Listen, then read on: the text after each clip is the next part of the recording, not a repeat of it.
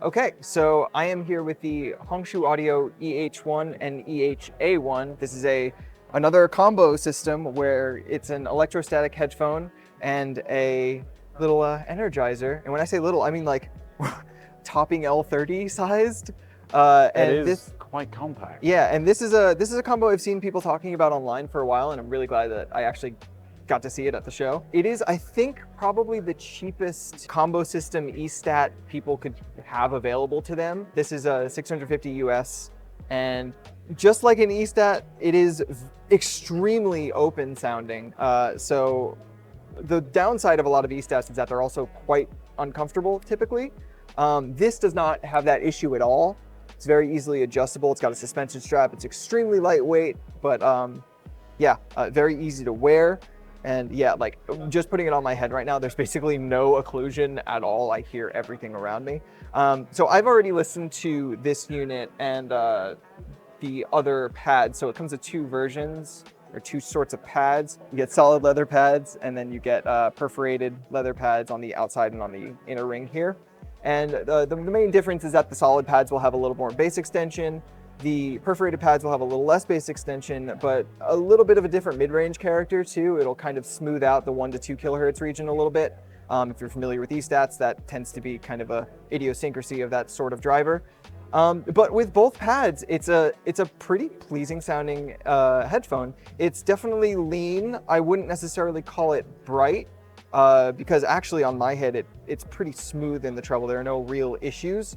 There's maybe a little bit of an overemphasis at 4 kilohertz, but interestingly, because of the acoustic design of this headphone, I found that I wasn't having an issue with that area like I do with a lot of other headphones. Another thing about this system is that the little EH-1 actually has a little bass boost switch on the back of it. If you look at the measurement that they have here, or that's basically what the bass boost does, it's actually not like a shelf shape, it's more like a wide Q peak filter shape, and I actually kind of prefer that. Because with E-Stats and that 1 kilohertz emphasis I was talking about, I tend to want like more low mids to balance that out, not just more bass. So we were listening to this a little bit last night, and we did some measurements as well on my head, and I think it's just a solid damn product for $650. Like again, it's comfortable, it's open, and I've been looking for an E-Stat, but so many of them are either impossible to get in the US or so much more expensive than my budget, that I totally want this as a headphone at home that I can use and experience that E-Stat-like ethereal open presentation. Did you get to hear this last night too? Very briefly, but I do want to listen a little bit more. Yeah, so I actually want to listen a little bit more too, and I'm going to listen with my preferred configuration, which is the perforated pads I have on here now, which smooth out the mids a little bit, and I'm going to turn the bass boost on, and I'm going to listen. Both versions without and with the bass boost are good. I do prefer the bass boost, just because of how it tilts the mids a little bit, makes kick drums have a little bit more authority. Yeah, and then without, it does have a little bit more of that like dry character you usually get with E-Stats. I really just love that sense of openness, man. Like, this song has these little like bells like throughout the track. I don't know if they're bells or like keys or something, but makes them sound really like floaty around my head. To be clear, like this is definitely still a headphone I would want to EQ at home, but I feel like it being so open actually makes it an ideal EQ platform. When we did on-head measurements of this, we did also test the leak tolerance, and it was like pretty solid for that as well. It's not like a Sosfar or EG6 or something like that, but I think we were seeing like a bump around like 40 hertz, 50 hertz or something like that, that's right where the lowest note on a bass guitar is, so should be fine for most people. I'm gonna listen to one more song actually. Also, shouts out to Hongshu for using Apple Music instead of Rune and Tidal. Yeah. Which is I'm just way more familiar with this. Yeah. So again, that 1K thing does add a little bit of like smack to it. Some people would identify as a coloration, especially with the bass boost off.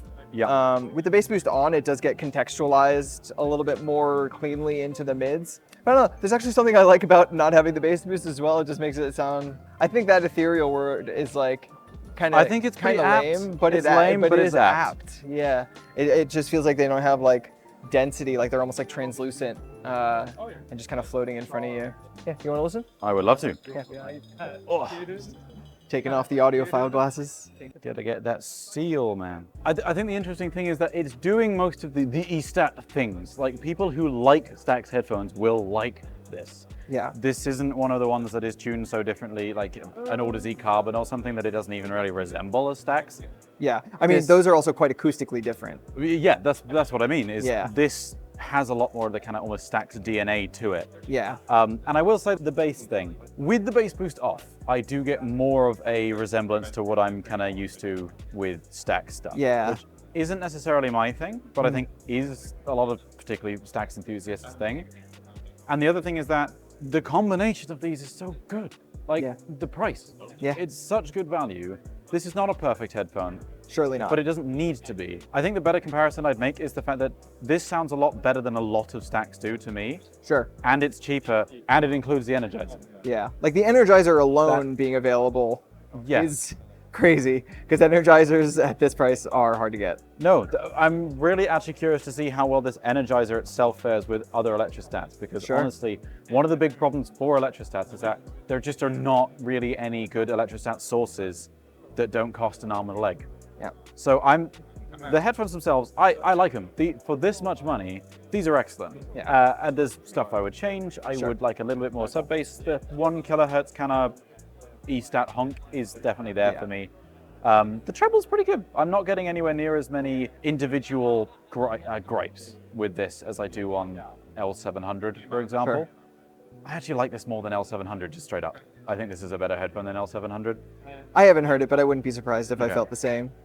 Yeah, the low end on this is just better, no question about it. And then I think the treble on this is better for me than L700 as well. But it's the energizer that I'm interested in. I really want to see how that does with other E-Stats, because honestly, if that can open the door to E-Stats being accessible, that would be really nice. But yeah, I think as a bundle, this is exceptional value. I think it's going to appeal to the STAX crowd a bit more, less so others, I think. Well, I think there is an untapped audience, and we get a lot of questions like, what is the best headphone for EQ under $1,000? Yeah. This might be it. Like, I'm not sure I could think of something with more acoustic openness and like less positional variation. Yes. That is a really good point, better actually. leak tolerance. Yeah, because we tested the leak tolerance last night and it's really good. Yeah, and the positional variation, right? Yeah. Like, we did multiple runs of both pads. I find it hard to really think of another headphone under $1,000 that would be better just for EQ specifically. Yeah. No, that's actually an angle I hadn't considered, and it's quite a good one. Under 1,000, that's definitely a good shout. It would be interesting to see what the kind of headroom for SPL is on this, how far you can. I don't think you need to push the bass more than the bass boost on there has got anyway. Yeah, some people might want some more sub because it is not a sub bass boost really, but like, I don't think they're gonna need much, man.